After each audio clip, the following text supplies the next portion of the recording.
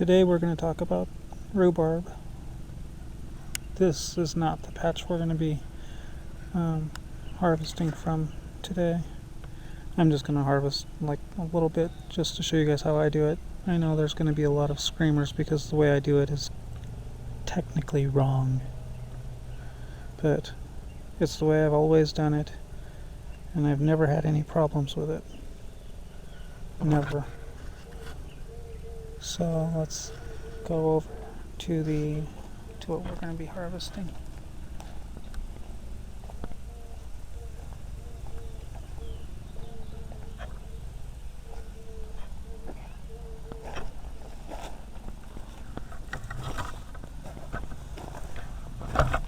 Okay, guys.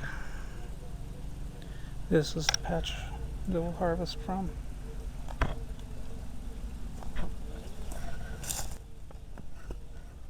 If I can get into it, let's see. Oh, sorry, I forgot. This camera doesn't like to move. Okay, first, let's see. How do we want to get in here? You don't want to harvest. See this big one here? You don't want to harvest those right away.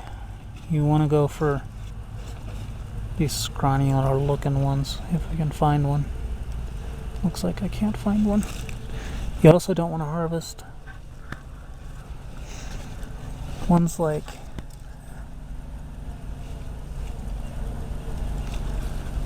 where is it? I can see it, but I can't see it through the viewfinder. There it is. That's the new leaf that's coming up. You don't want to harvest those.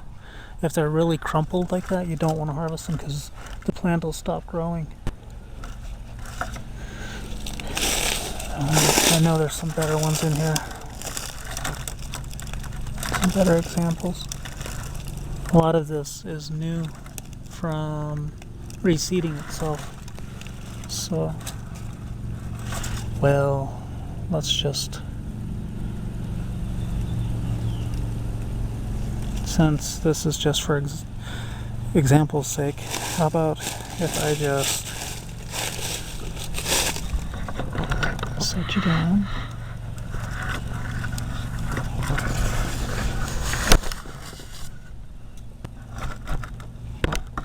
Let's see, I'll set you down and we adjust you. This is going to be hard to show. You want to use a good, thin, serrated knife like this one. And then I think I'll just take this scrawny one here.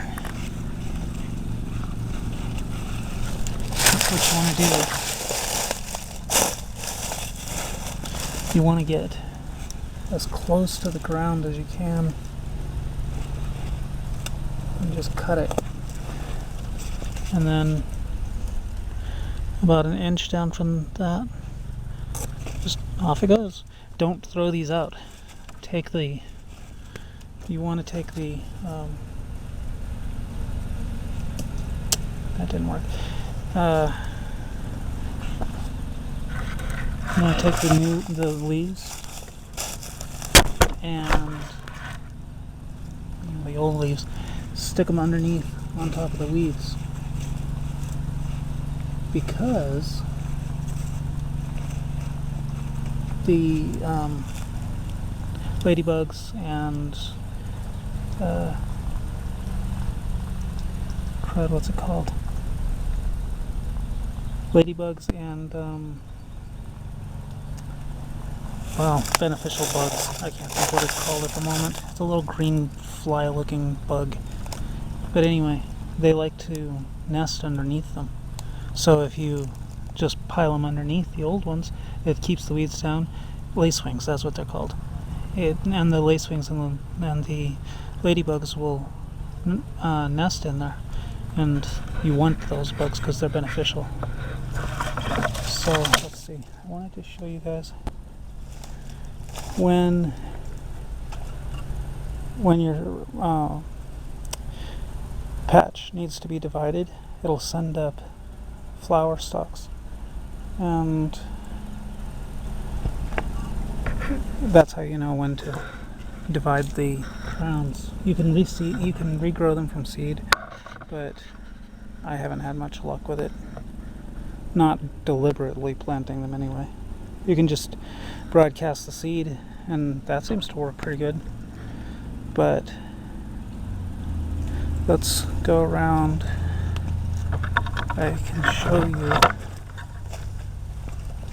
I don't have any that are bolting, but my neighbors do. I don't think that they're going to care too much. These are what I was looking for on the other one. See, the really crinkled leaves like this, don't cut those off, or one like this, because like I said, if you do, the plant will stop. Here's some more good ones. Also, they will umbrella themselves, which means that they will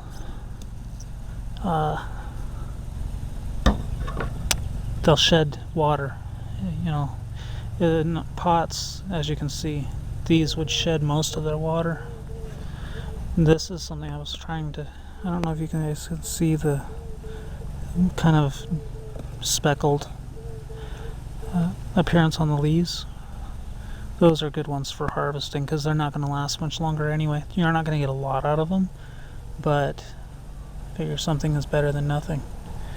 Also, if you keep them in pots, you got to fertilize them or keep a lot of worms in the bin, or both in the pot.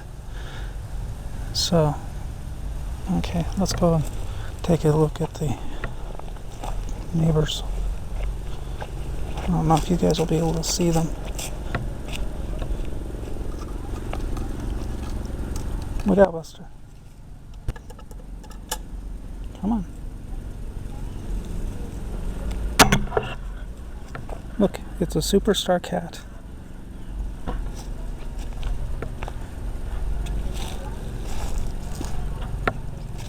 Anyway, getting back to work.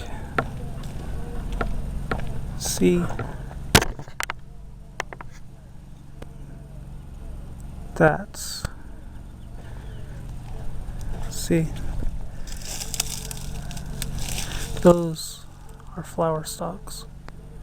And those are the ones that you want to watch for. Don't cut them off. Some people will tell you to cut them off because it supposedly conserves the strength of the plant. It doesn't, and you do want them because those are your markers. If you cut them off, you're not going to know where the crowns are that need to be divided.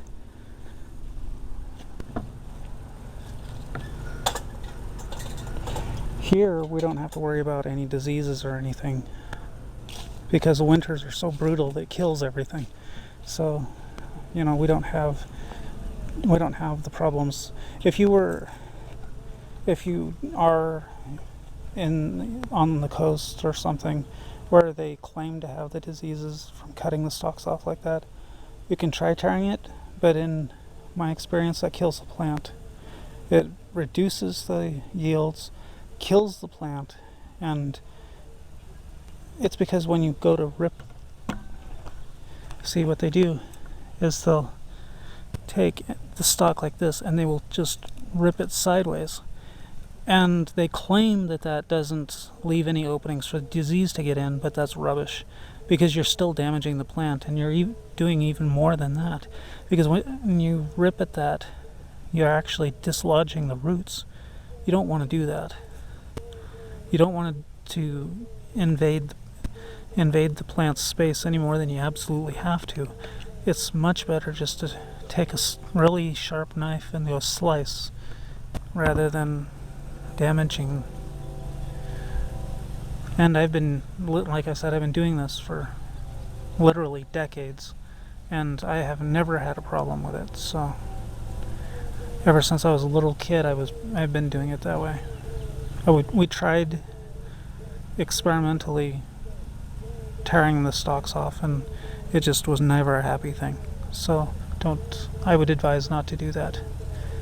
So, and then also, if you do pot up rhubarb like these, you take them into your garage or your house or your basement or whatever, and round about, well, it depends on how cold it is, but generally around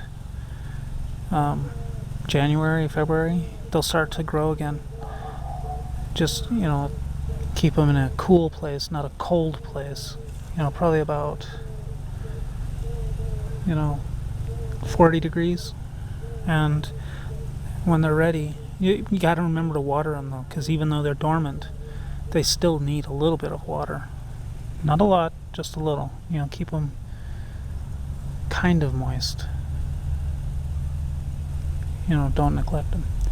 But then you'll have rhubarb for earlier in the spring at any rate. It's May.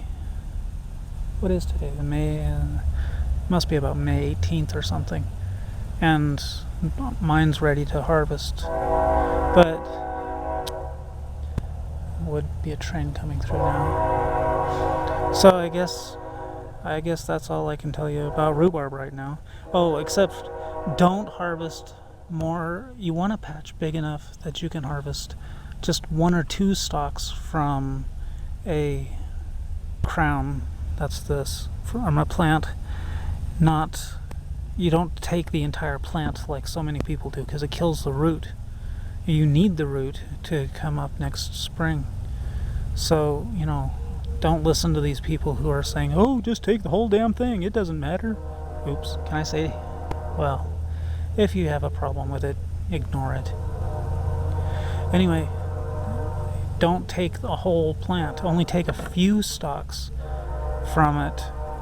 You can do that a couple of times. You can harvest now, and in a couple of weeks, just every couple of weeks, take a few stalks. Never take more than half of the plant, though. You shouldn't take more than a quarter of the plant.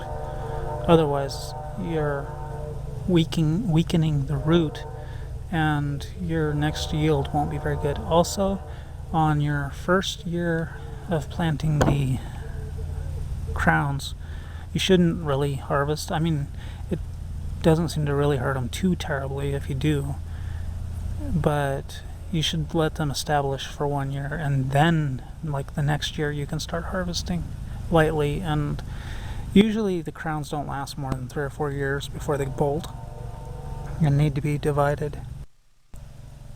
Oh, before I sign off completely on rhubarb, I should tell you the reason that we're cutting the leaves off.